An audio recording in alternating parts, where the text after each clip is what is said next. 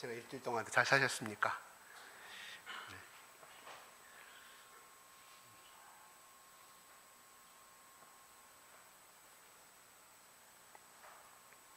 오늘 말씀, 지난주에 같이 또 중복되는 말씀들이 있습니다. 같이 더 한번, 하나님의 말씀은 파도 끝이 없는 깊은 샘물과 같기 때문에 더 파면 팔수록, 더 음미하면 음미할수록, 또 말씀은 씹으면 씹을수록 우리에게 커다란 은혜가 되는 줄로 믿습니다.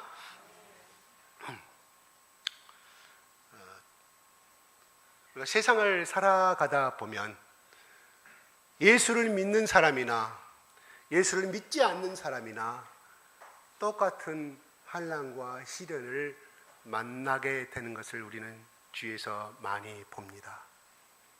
때로는 예수 믿는 사람이 자기 아들을 잊어버리고 뜻밖의 사고로, 교통사고로 잃어버리고 매일매일 슬픔 속에서 살다가 그 슬픔을 이겨내지 못하고 1년, 2년, 3년, 4년 모든 세상과 단절되어 버리고 그 안에서 우울증과 정신병으로 살아간 사람의 모습도 있습니다.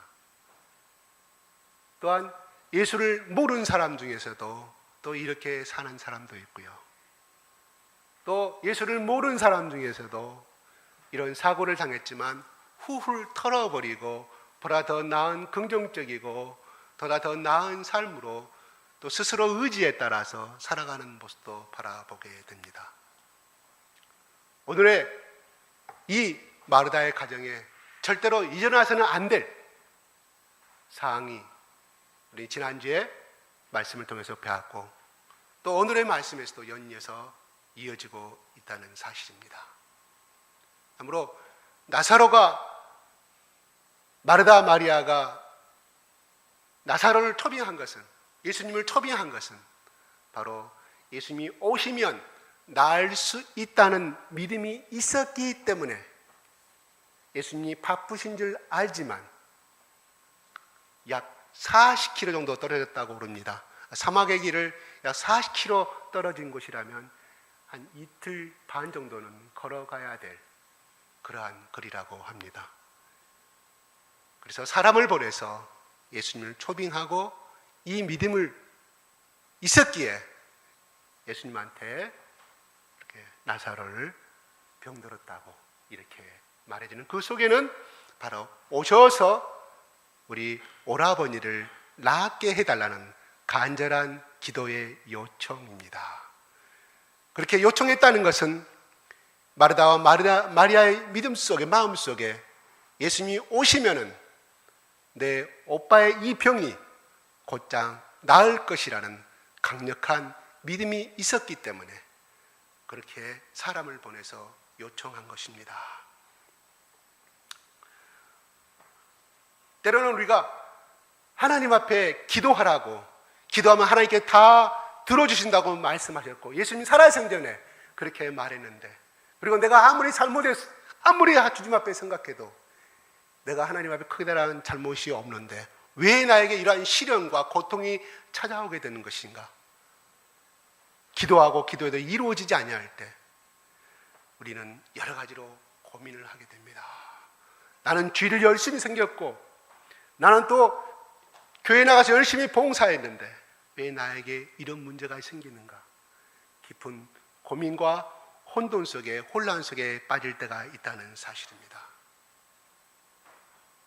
그 대표적인 성경에 나오는 인물 중에 하나가 우리가 잘 아는 요셉입니다. 그는 자기 아버지로부터 사랑을 많이 받은 사람이었고 그러다 보니까 다른 10 형들한테 시기와 질투를 많이 받았던 인물 중에 하나입니다. 요셉은 꿈을 가졌고 꿈을 가진 것이 아니라 하나님께서 요셉을 쓰시고자 하는 그러한 구원의 애정 속에서 하나님께서 요셉에게 어릴 때부터 그런 환상과 비전을 주신 것입니다. 요셉은 이것을 말하지 아니하고 가슴속에 아니면 자기를 사랑하는 그 야곱에게 아버지 야곱에게 비밀스럽게 이야기를 했어만 했는데 형들 앞에 그것을 자랑합니다. 얼마나 싫었겠습니까? 요셉이 잘못되어 있습니다. 인간적인 면으로 봤을 때 그 형들이 참 나쁜 사람이라고 생각할 수 있지만 요셉도 좀 잘못한 면도 있어요. 그렇죠? 시기와 질투로 어떻게 보면 일부러 약으신 것은 아니지만 결과론적으로 그렇게 됐다고 볼 수가 있지 않습니까?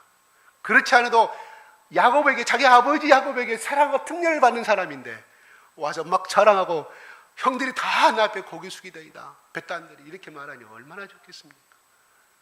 결국은 노예로 팔려갑니다.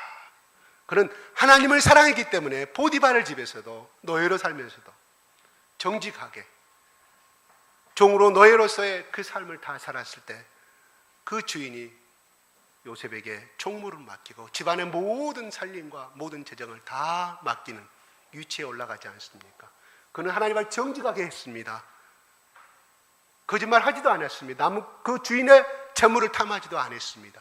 그런데 또 심지어는 그 집 부인의 여인이 유혹에 탈지라도 그는 하나님 앞에 두려워하는 사람이었고 하나님을 경외하는 사람이었기 때문에 그 적디 젊은 이 청년의 요셉이 가감히 거기 유혹에 물들지 아니하고 도망을 나왔지만 그 결과는 무엇이었습니까?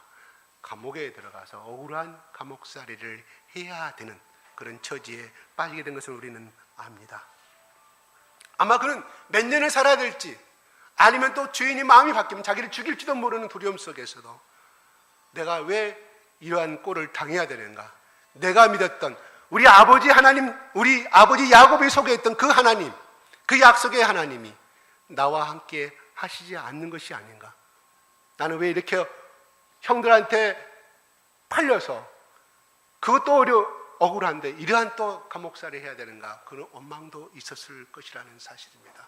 요셉은 정직하게 행동하였기 때문에 하나님께서 보다 더 좋은 곳으로, 보다 더 좋은 축복으로 요셉은 기대했을지도 모릅니다. 그러나 요셉은 갈수록 꼬여져가는 그 인생을 바라봤을 때 얼마나 한편으로는 하나님을 원망하고 자기 신세를 원망했겠습니까? 요셉이 생각하는, 자기가 원하는 하나님은, 나는 하나님 앞에 이렇게 정직하게 생각을 했고 하나님이 이렇게 열심을 믿었기 때문에 당연히 하나님께서 복을 주어야 한다는 것이 요셉의 생각이었습니다. 그러나 하나님의 방법은 달랐다는 사실입니다. 요셉을 그렇게 해야만이 그러한 시련과 고통과 그 속에서 하나님께서 요셉을 통한 이스라엘의 모든 민족을 구원하고자 하는 그 계획이 있었기 때문에 반드시 거쳐가야 될 하나님의 예정된 길 가운데 있었다는 사실입니다. 요셉은 거기에 감옥 안에서 인내를 배웠고 시련을 배웠고 더욱더 단단한 믿음의 신앙을 소유하게 되었다는 사실입니다. 그러나 그 당시는 요셉은 그렇게 생각하지 못했다는 것입니다. 자기가 총리가 되었을 때 바로 자기 학대했던 형들 앞에서 그렇게 고백하지 않습니까? 그게 다 하나님의 예정하신 하나님의 뜻 안에 있었다고 그는 고백하는 당모를 바라보게 됐습니다. 그렇습니다. 우리가 고난과 시련을 당할 때는 그 시간, 그 무게가 너무 힘들기 때문에 하나님을 바라보지만 바라볼 수 없는 것이 바로 우리의 연약한 우리 인간의 심리가 아니겠습니까?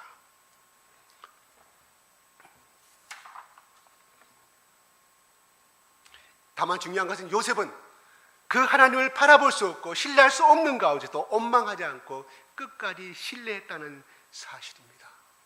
그럴 때 그는 하나님이 원하시고 하나님이 계획했던 그 길을, 그 소명의 길을 다할 수가 있었다는 사실입니다. 결국 우리가 신앙을 갖는다는 것은 결국은 그것이 무너진다는 것이 아니라 잠시 무너진 것처럼 잠시 보일지는 모르지만은 그것은 아주 잠시, 그것은 아주 영원한 것이 아니라는 것입니다.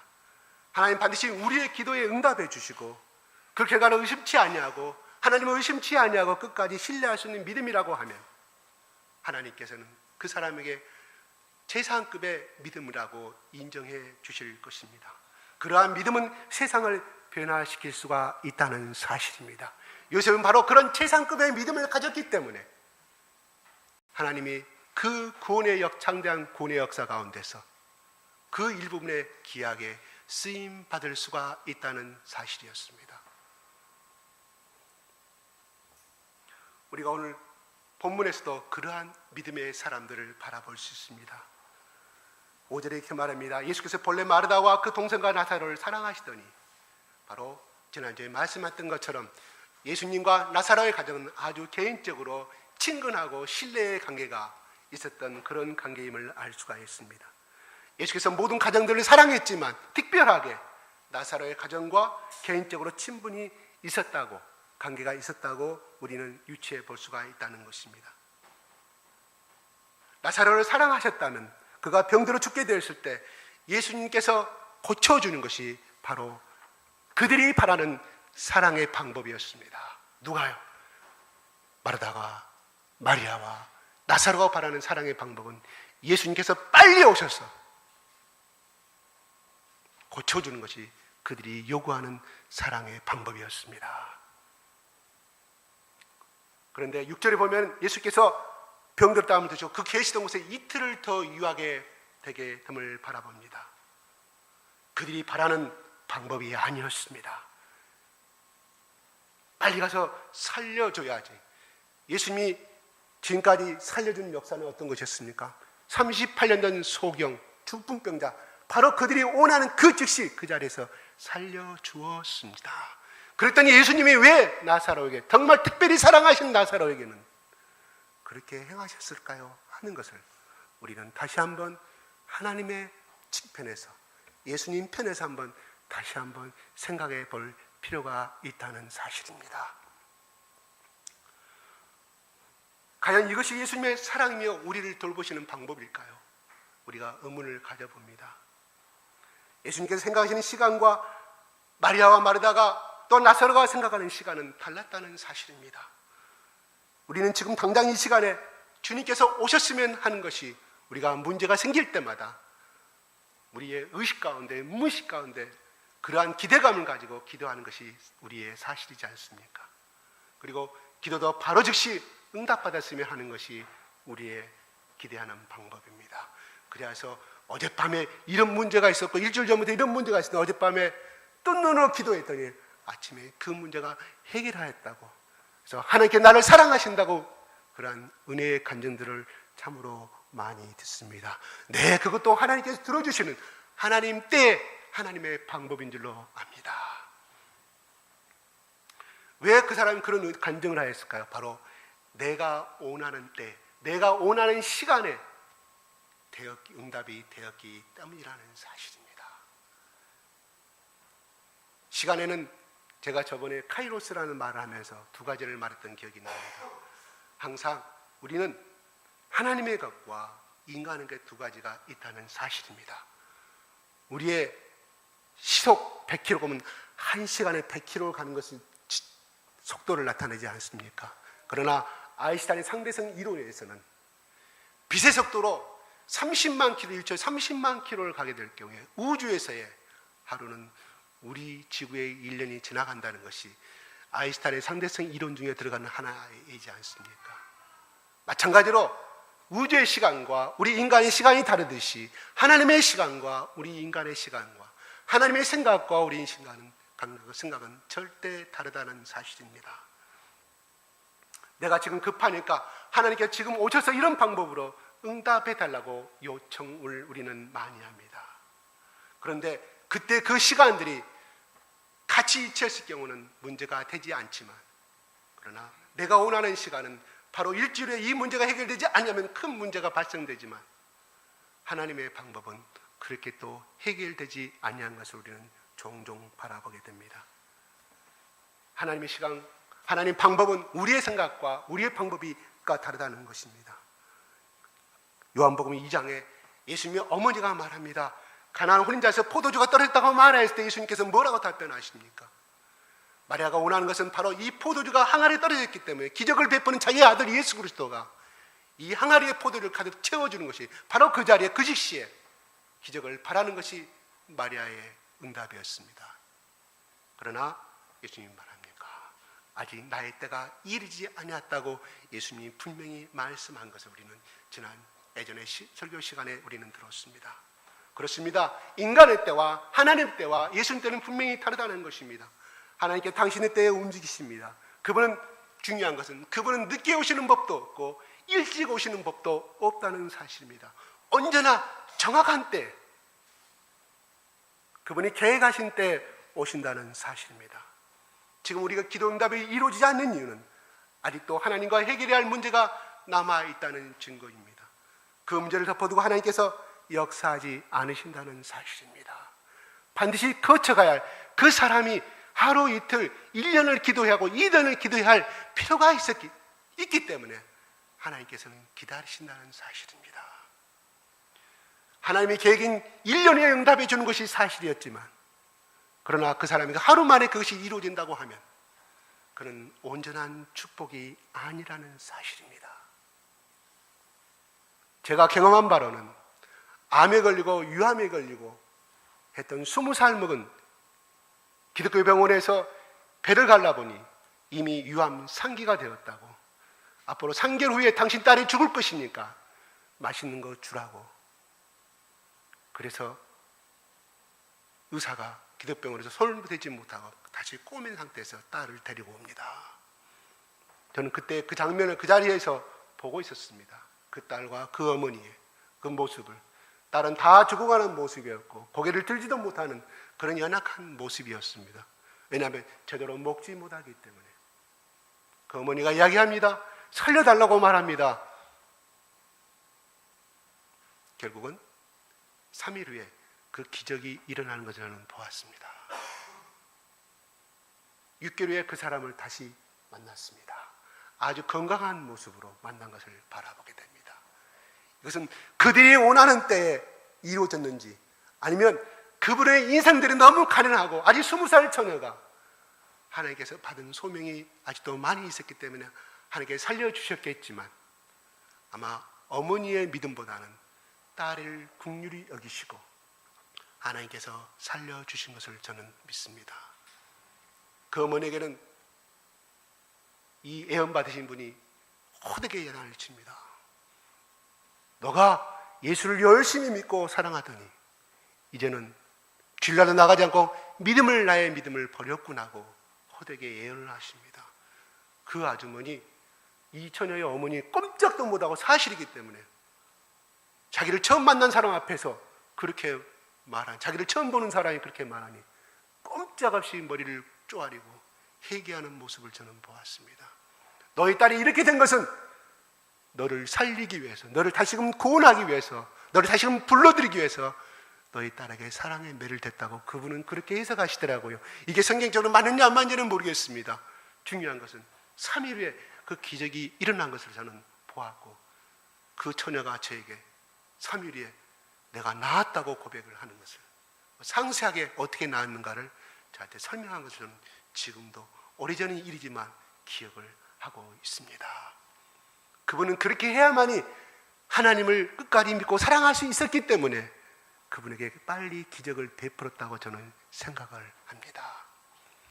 요셉에게는 그만한 인내와 시련이, 그만한 더 커다란 인물로 하나님께서 사용하시기 위해서는 요셉에게는 그만한 시련이 필요했고 그만한 연수가 필요했기 때문에 하나님의 방법으로, 하나님의 시간에 바로 요셉을 그 자리까지 올리시고 사용하셨다는 사실입니다.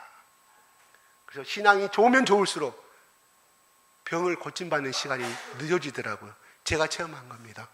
신앙의 연륜이 짧으면 이제 예수를 할까 못가 하는 사람일수록 빨리 기적이 나타난 것을 바라봅니다. 그래서 저는 그렇게 해석을 해요. 저 사람이 예수를 믿는지 안 믿는지 모르고 온 거예요. 병 낫으려고. 소문만 듣고 왔습니다. 그 사람이 3일, 4일, 5일 자기는 곧 죽게 됐는데 안 되니까 떠나버릴까 봐 하나님이 그 사람에게 빨리 기적을 보여주신 방법이라고 생각이 들어가더라고요. 근데 권사가 입이 삐뚤어서 왔습니다. 또 굉장히 큰 교회입니다.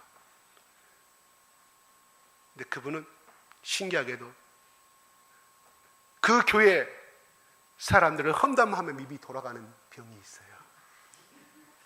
그걸 어떻게 의학적으로는 신경성이라고 말할 수 있겠죠.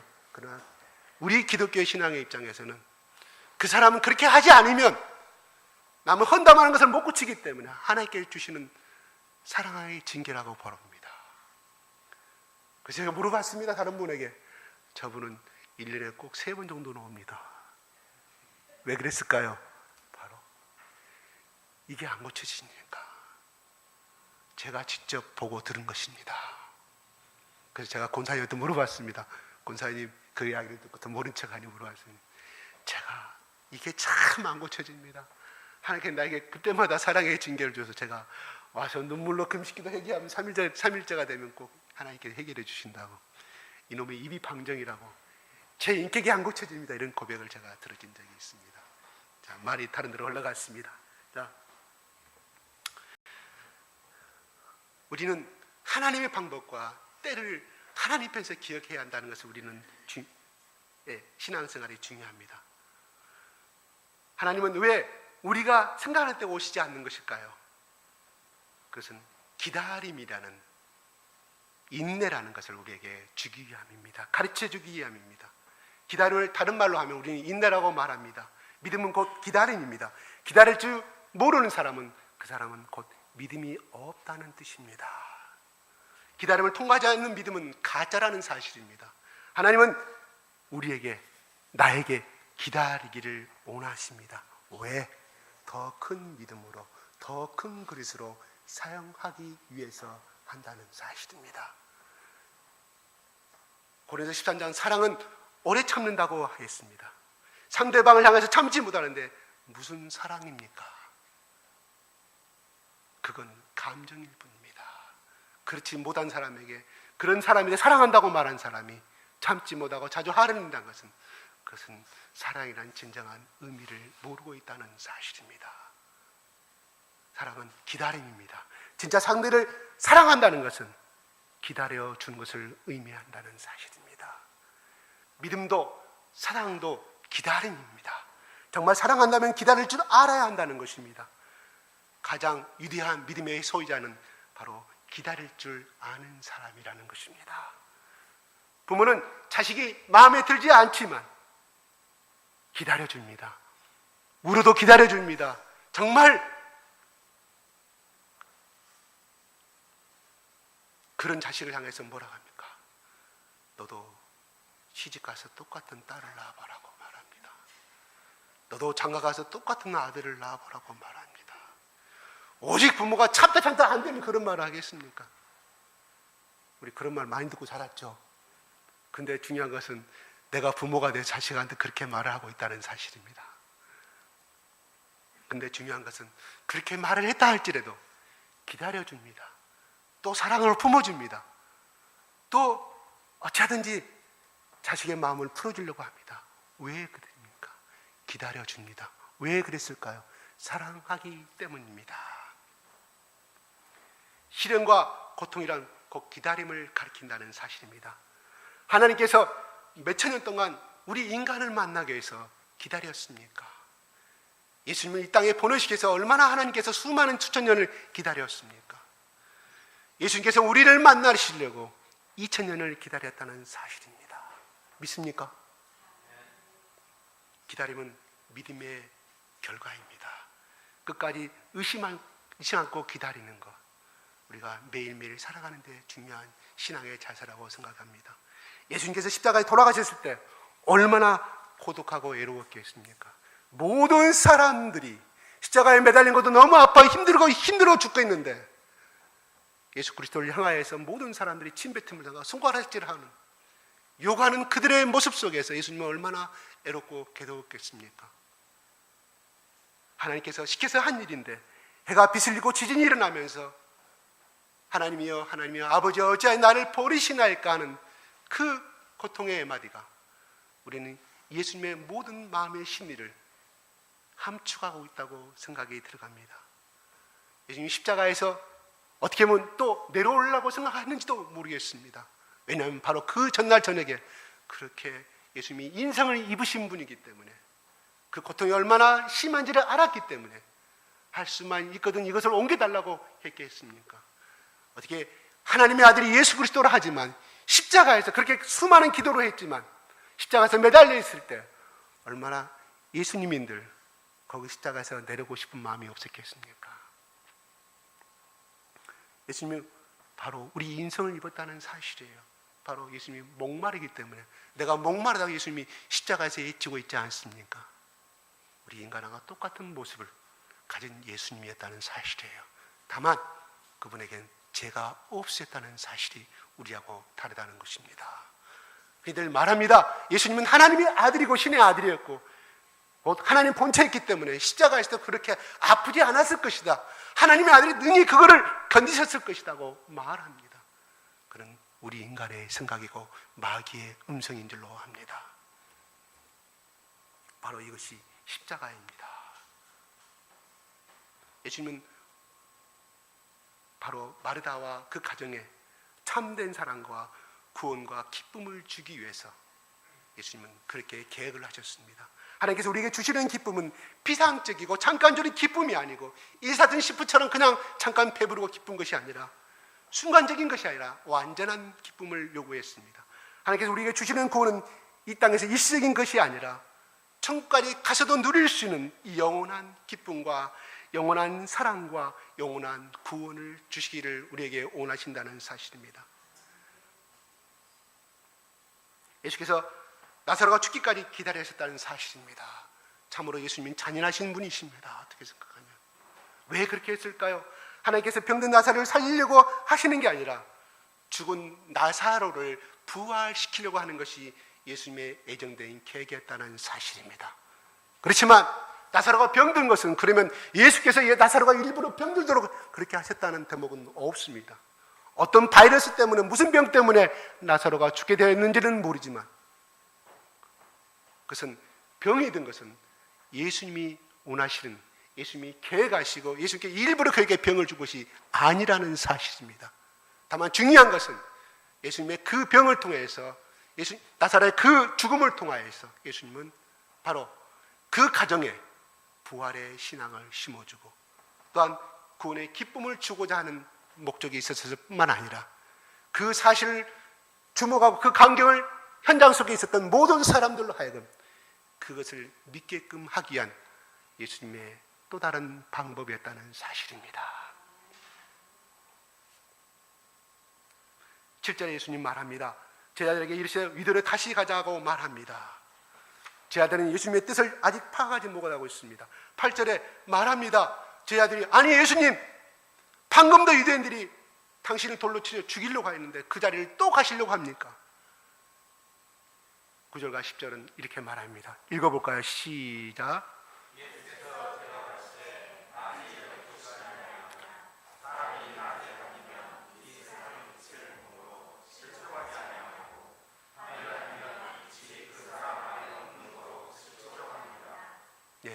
지금은 나신이 일할 때다. 밤이 오면 일을 못한다.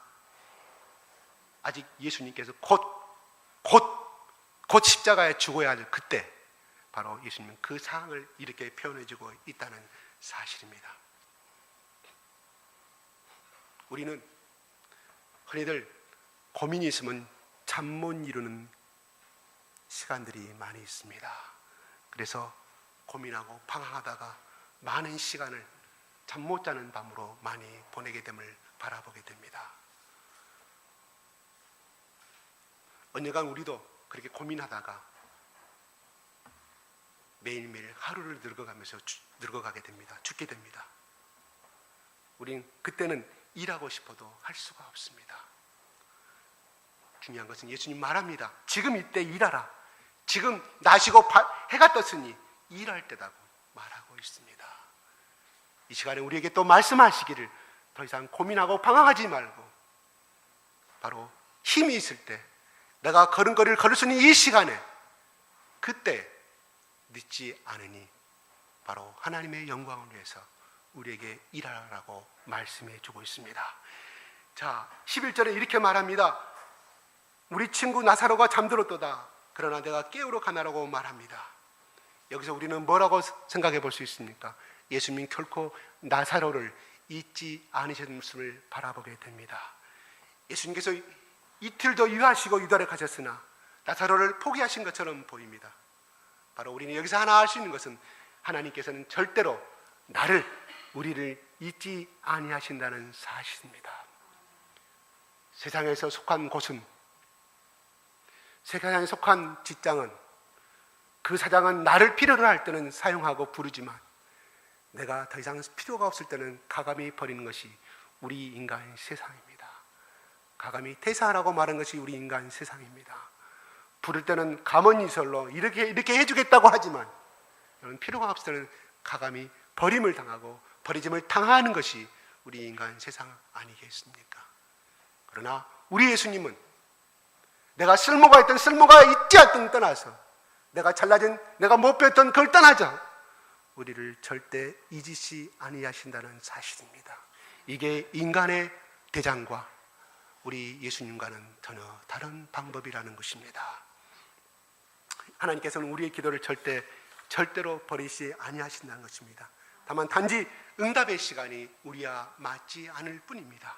인간의 모든 것을 아시는 하나님께서 내 고독, 나의 번민, 나의 눈물, 내 고통을 어떻게 해서 잊겠습니까? 바로 그 시간에 똑같이 내 마음속에 계시는 성령의 하나님도 똑같이 고민하시고 똑같이 방황하시고 똑같이 아파하신다는 사실입니다.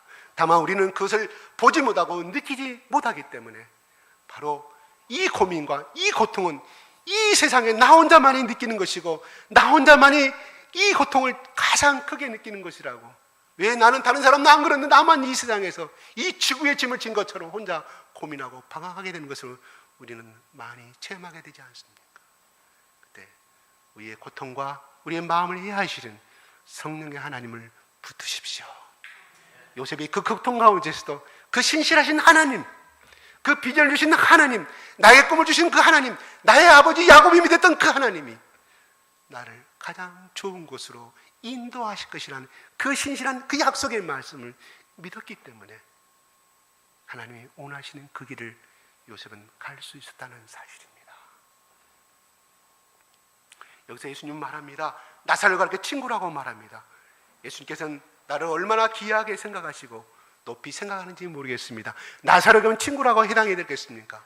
바로 나도, 여기에 있는 보잘것없는 우리도, 여기에 서 있는 저도 예수님은 향하여서 우리를 향하여서 친구라고 말씀합니다. 혼자 나만 못났다고, 나만 이렇게 약간 심령을 가졌다고, 나만 못난이라고 말씀하지 마십시오. 하나님이 여러분을 예수 그리스도의 생명을 통해서 구원하신 사람들입니다. 근데 어찌 스스로 자각하기 원하십니까? 스스로 자기를 학대하십니까? 그는 하나님의 창조의 법칙을, 하나님의 사랑을 무시하게 되는 무언의 실수를 범하고 있다는 사실입니다. 예수님은 이렇게 말합니다. 죽음을 잠자는 것으로 해석하고 있습니다. 그리스도 안에 있는 사람에게는 죽음이 없습니다. 죽음은 잠시 잠자는 것입니다.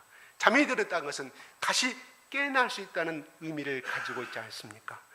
죽음은 그러나 끝은 의미합니다. 죽으면 희망이 없습니다. 미래가 없습니다. 소망이 없습니다. 생명과 부활도 없는 것이 우리가 흔히들 말하는 죽음을 말하지 않습니까? 죽음은 그러나 그리스도 안에서 심판을 말합니다. 똑같이 눈을 감아서도 잠자는 것과 죽음은 본질적으로 다르다는 사실입니다. 인간이 잠잔다는 것은 휴식을 취하는 일입니다. 어젯밤에 우리는 충분히 잠을 자고 이 자리에 참석하였습니다. 낮에 일한 후 밤에 잠을 자면 우리는 긴장을 풀 수 있고 충분한 에너지를 가질 수가 있다는 사실입니다. 잠은 우리는 뗄래야 뗄 수 없는 나의 친구가 된다는 사실입니다. 또 잠은 회복의 시간입니다. 잠을 잘 자고 나면 아픈 것이 분명히 사라집니다. 또 잠은 또 무엇을 의미합니까? 깨어남을 의미합니다. 잠을 충분히 자고 나면 기분이 상쾌하고 정신이 맑아집니다. 잠을 잘 잔 사람은 일하고 싶은 마음이 생깁니다. 잠을 잘 잔 사람은 오늘은 어찌하든 내가 주일 예배에 참석해야지 마음이 생깁니다. 예수님께서 나사로가 병들어 죽은 것은 바로 긍정적인 잠에 비유하고 계시다는 사실입니다. 제자들이 가로되 주여 잠들었으면 낫겠나이다가 이렇게 말합니다. 아직까지도 제자들은 예수님의 그 말씀을 이해하지 못하고 있다는 사실입니다. 13절 같이 읽겠습니다. 시작.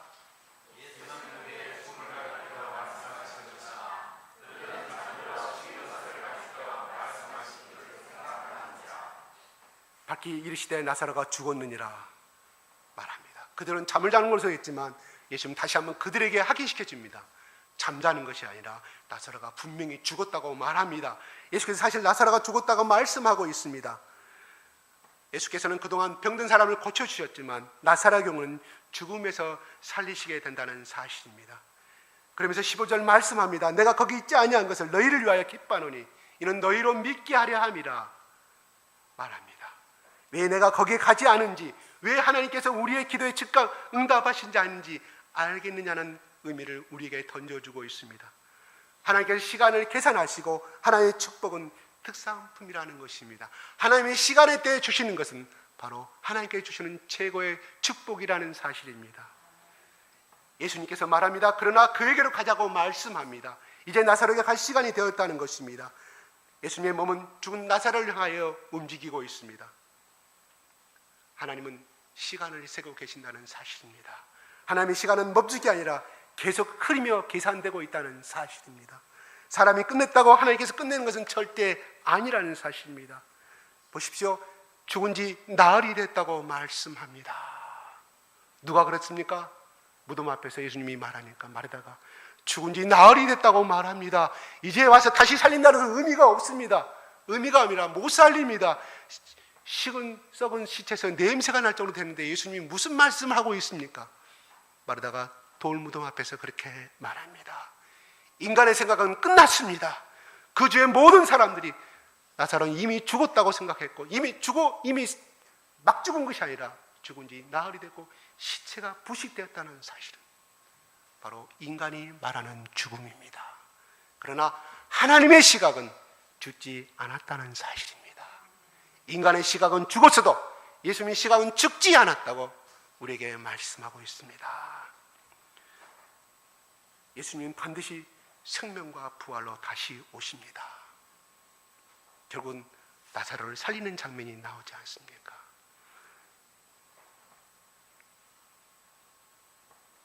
우린 삶의 현장에서 부활의 소식이 나타나야 되며 부활의 기적이 나타나야 합니다.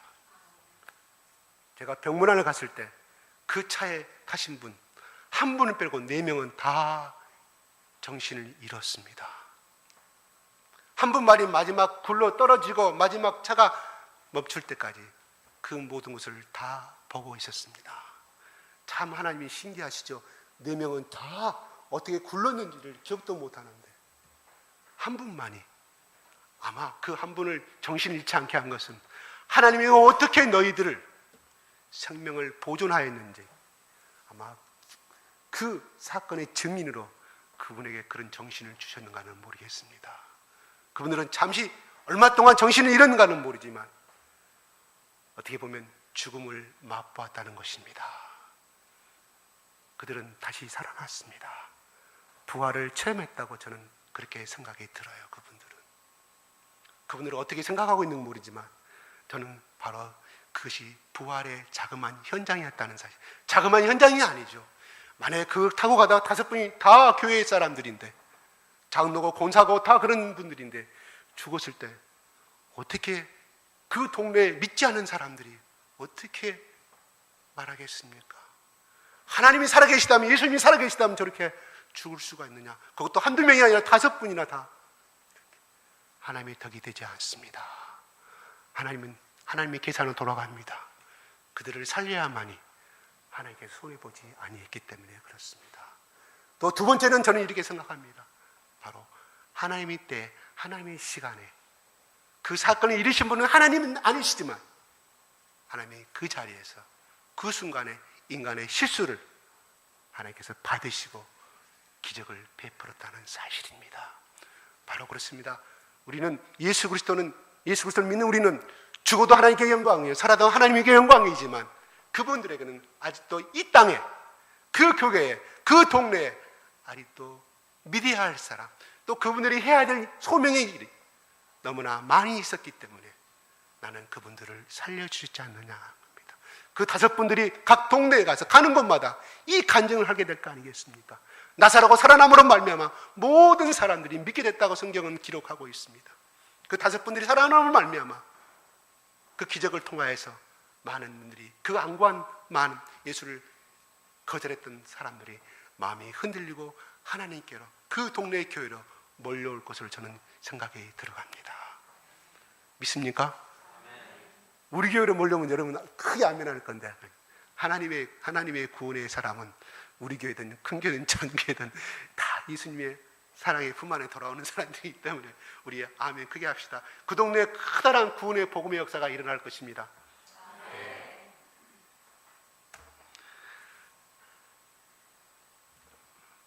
우리 삶의 부활을 체험하는 신앙이 되기를 바랍니다. 마르다가 말합니다. 마르다야, 네가 내 말을 믿으면 하나님의 영광을 보리라 하였지 않느냐고. 마르다가 나흘 됐는데 예수님이 필요가 없습니다. 썩은 시체가 납니다. 그렇게 말했을 때 예수님이 그냥 물러서지 아니합니다. 마르다야, 내가 너에게 말했지 않느냐. 네가 내 말을 믿으면 하나님의 영광을 보리라고 하였지 않느냐고 마르다에게 부활의 믿음을 심어줍니다. 주여 믿나이다, 그 말을 고백하였을 때 그 기적이 일어났다는 사실입니다. 왜 마르다가 그 고백을 하나님이 듣기를 원했을까요? 예수님이 왜 마르다가 그 고백을 하기를 원했을까요? 왜냐하면 모든 것은 믿음을 통하여서 일어나기 때문입니다. 마르다가 고백 없이도 예수님은 그 기적을 행할 수가 있었습니다. 살릴 수가 있었습니다. 그러나 마르다의 고백을 듣기를 원했다는 사실입니다. 마르다가 그 믿음이 나타나기를 원했다는 사실입니다. 우리가 여기서 알 수 있는 것은 무엇입니까? 하나님은 죽은 자를 살리시는 분이시고 모든 곳에서 다 소망이 없는 그곳에서 부활의 소망을 주시는 분이시지만 우리에게 원하시는 것은 무엇이냐? 바로 요셉이 끝까지 하나님을 신뢰하고 믿었던 것처럼 우리에게 원하시는 것은 바로 나를 통하여서 내 기도가, 내가 예수님의 그 신실하신 붙들고 나갈 때 하나님께서 이 기적을 이루어 주시건 하나님의 신실하심을 끝까지 흔들리지 않고 손잡고 나아가는 그 믿음을 우리에게 요구하신다는 사실입니다. 기도하겠습니다.